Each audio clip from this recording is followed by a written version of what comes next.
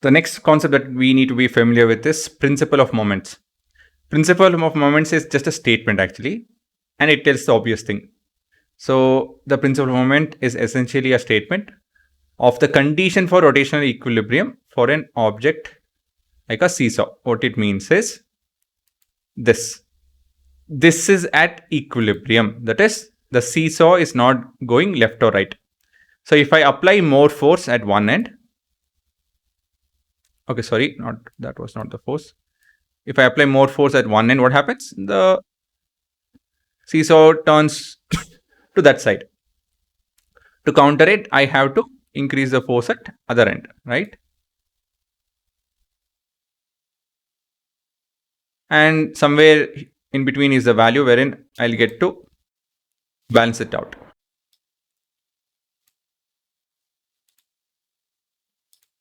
Still, it's a bit more actually, a lot more.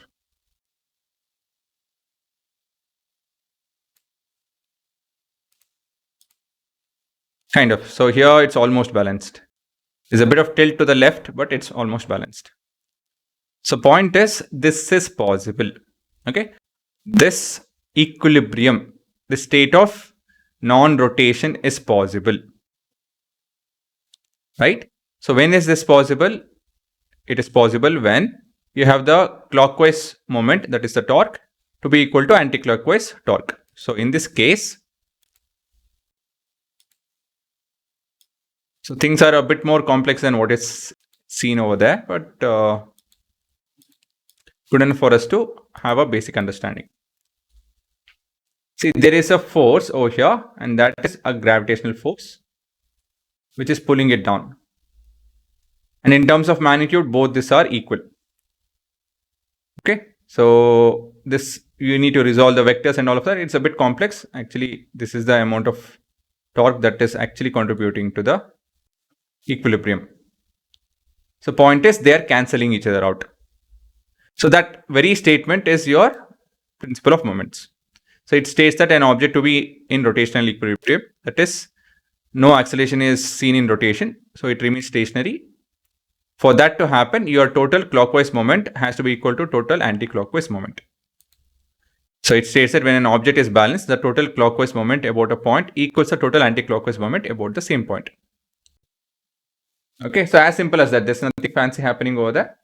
So that very simple statement is your principle of moment. So let me actually do this. I say I have a rod.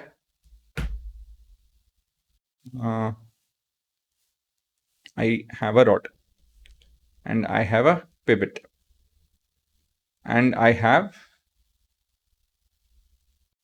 at a certain distance, I have some force acting at another distance. It need not be equal. It can be unequal. Okay, for example, I'll show it to you guys. So I'll make this as 2, and this force as 10,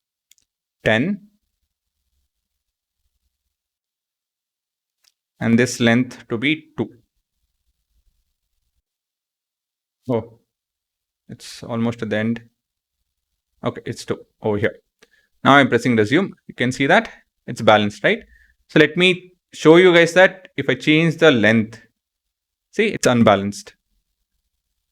So yes, even for the same force with different set of radius and everything, I'll be able to change things. So it is a bit. So you can see that there will be a bit of tilt to the left, but overall it will be balanced after a certain time. So point is, I can change the length. I need not have the same length at both ends. This is my D2. This is my D1. This is my F1 and this is my F2. So this is making it go, this is anti-clockwise. And this is clockwise.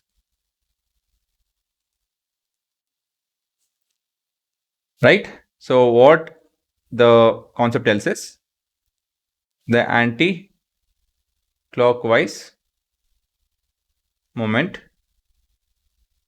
and the clockwise moment have to be equal. So it's a very simple concept, yes, but it's used, it's used. So the anti-clockwise moment is given by force times the perpendicular distance, right? And here it is again force times the perpendicular distance. So for state of equilibrium,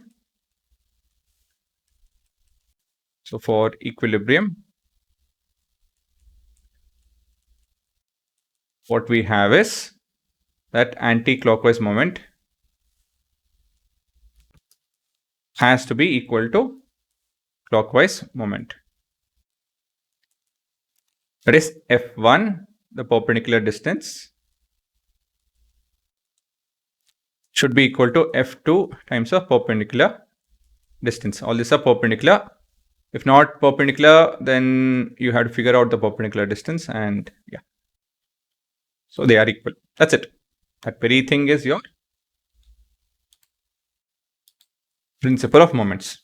That's it. There's nothing fancy. Simple, straightforward.